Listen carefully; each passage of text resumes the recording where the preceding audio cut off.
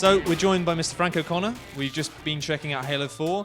Halo 4, it's really almost out now. And actually, last time I spoke to you, it was really early. I think you just announced the game. Yeah. How's the journey been for you guys? Long and tiring and totally worthwhile. Like behind us is a room full of people, fans really, who are going to play the game for the first time.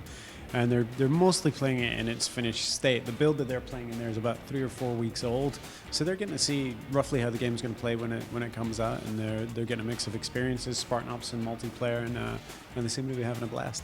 There was a lot of skepticism, of course, that you guys had to deal with at first, because obviously Bungie have carried the torch for such a long time. You guys coming in, 343 coming in to make the first Halo game. It must be fantastic to know that these guys are actually seemingly really satisfied with what you guys have done. Yeah, it's funny because most kids, if you've got 10 million people playing your game, I think 9 million people think Xbox made it, right? And they don't really care.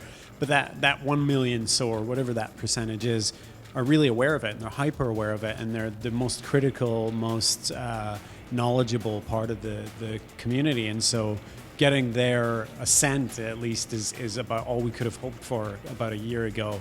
But to have them in there and have them be really happy and really excited about this game, and even getting people who didn't care about Halo before interested in it is really satisfying. It's really good for the team's morale, and it is definitely ample reward for the amount of work that they've poured into it. And so, fingers crossed when the game comes out that everyone feels that way about the game. But we're feeling pretty confident right now, and we're feeling tired but happy. But the new stuff's paying off. Everyone we spoke to, a lot of people really digging the Flood mode. Yeah. I mean, getting to actually play as something like the Flood, obviously literally a very alien kind of characters to control.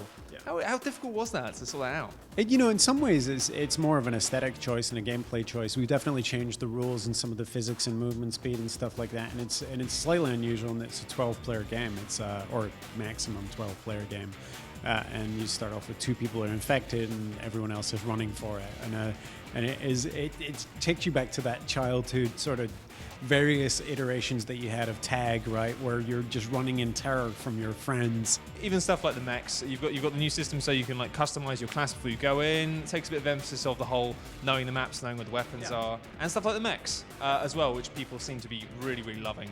Yeah, the mech is it's a big, slow, lumbering machine, but it's very powerful, but generally not for long. It's kind of showy, and the fun thing is when you get 2 mechs fighting each other in the middle of a map. It's really fun. And actually, the best thing about the mechs, period, in my opinion, is grabbing one and say stopping with the plasma pistol and then boarding it. Is the boarding animation is incredibly long because it's so tall and he has to climb up it. It's really funny. The main thing that impresses me about this game actually is it looks phenomenal. I mean, people have been talking about squeezing the most out of the hardware in terms of the visuals.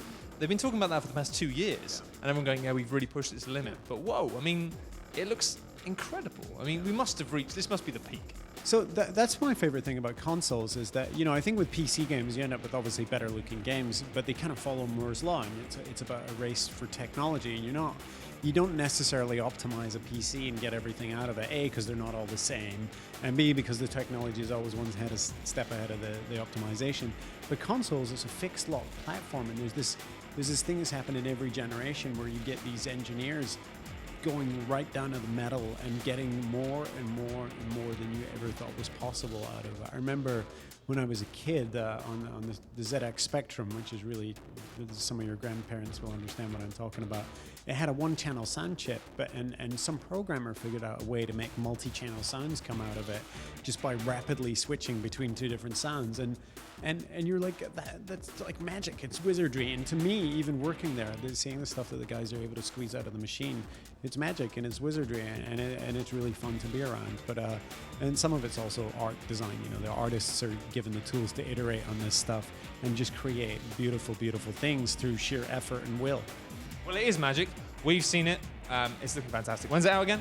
November 6th, Election Day in the US, and if you're in Japan, it's November 8th, because they have very serious guidelines about when you can put games out. Keep the kids in school. Well, I've learned something. Thank you very much for your time, Frank. Thank you very much.